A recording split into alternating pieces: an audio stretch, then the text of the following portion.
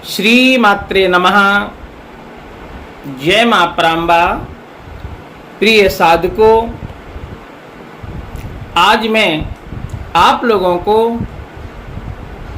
साधना के क्षेत्र में, तंत्र क्षेत्र में प्रयोग होने वाली कुछ वस्तु विशेष के विषय में आपको जानकारी देने जा रहा हूं।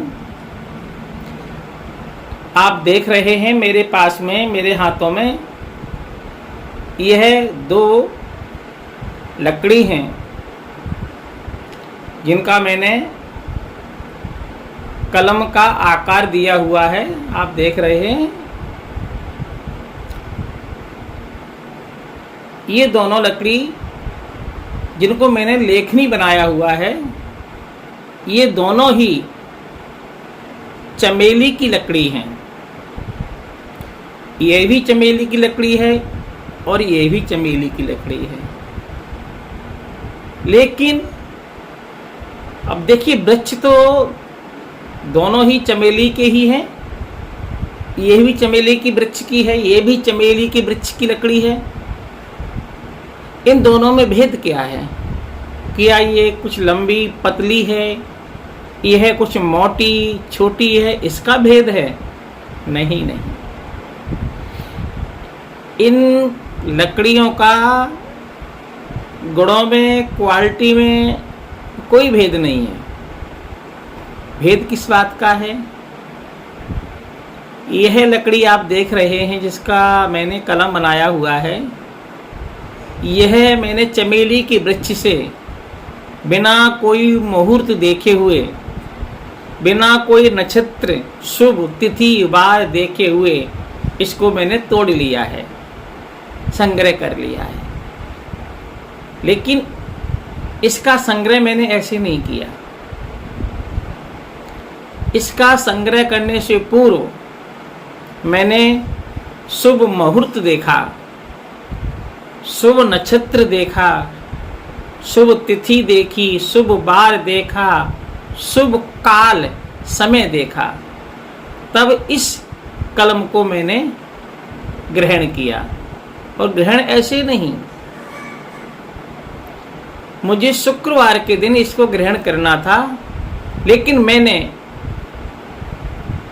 गुरुवार को सायंकाल में, जहाँ पर इस चमेली की वृक्ष की बेल थी, इसका पौधा था, मैंने वहाँ जाकर के एक विशिष्ट पूजा की और इस कलम को लाने के लिए, लकड़ी को लाने के लिए मैंने आवाहन किया।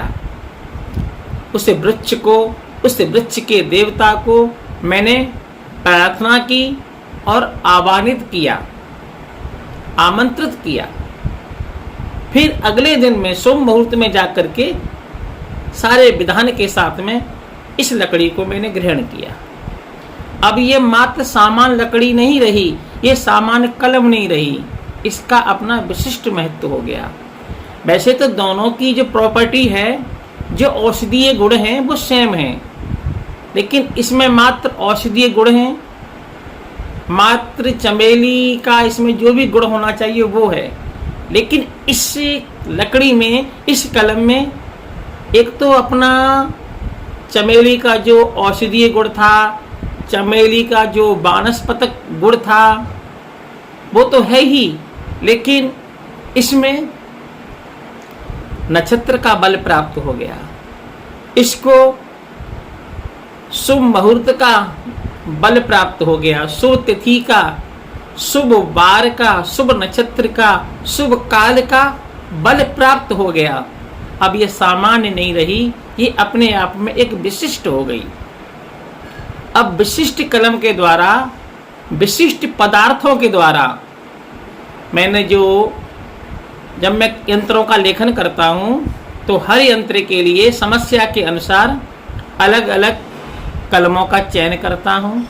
फिर उसमें जो स्याही बनाई जाती है तो वो अलग अलग गंधों के द्वारा स्याही का निर्माण करते हैं। कहीं अष्टगंध का प्रयोग होता है, कहीं त्रिगंध का, कहीं पंचगंध का, कहीं तुलसी के पत्रों का, कहीं भृंगराज के पत्रों के रस का, कहीं गंधक के रस का, कहीं आपका फैन के रस का, कहीं कहीं किसी जैसे आपका गंधक हो गई अथवा कोई कूट हो गया उसके रस का प्रयोग करते हैं।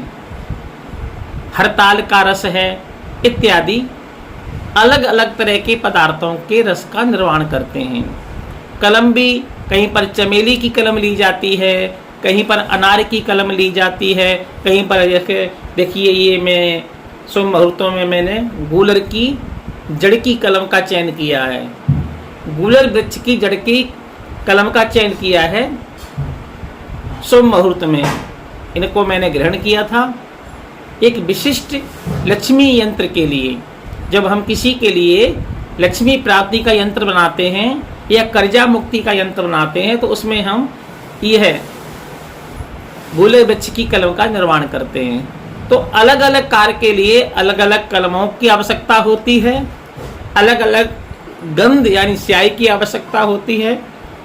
साथ ही साथ कुछ यंत्र ऐसे होते हैं जिनको भोजपत्रों पर लिखा जाता है, कुछ यंत्र ऐसे होते हैं जिसे किसी जीव जंतु की त्वचा पे लिखा जाता है, कुछ यंत्र ऐसे होते हैं किसी वृक्ष के पत्तों पे लिखा जाता है। तो कलम का विधान होता है, अष्टगंध का त्रिगंध का यानी स्याही का विधान होता है जिस पे लिखा जाता है, उस पात्र का विधान होता है, कागज का विधान होता है। साथ ही साथ कुछ यंत्र ऐसे होते हैं जिन्हें हम लॉकेट में भरते हैं तो लॉकेट का भी ध्यान रखा जाता है। कोई सोने का लॉकेट होता है, कोई चांदी का, कोई तांबे का, कोई पीतल का, कोई लोहे का, कोई त्रिगंध का, त्रिधातु का, कोई अष्टधातु का, कोई पंचधातु का इत्यादि तरह तरह के जो कवच होते हैं उनमें हम यंत्रों को बना करके स्थापित करते हैं।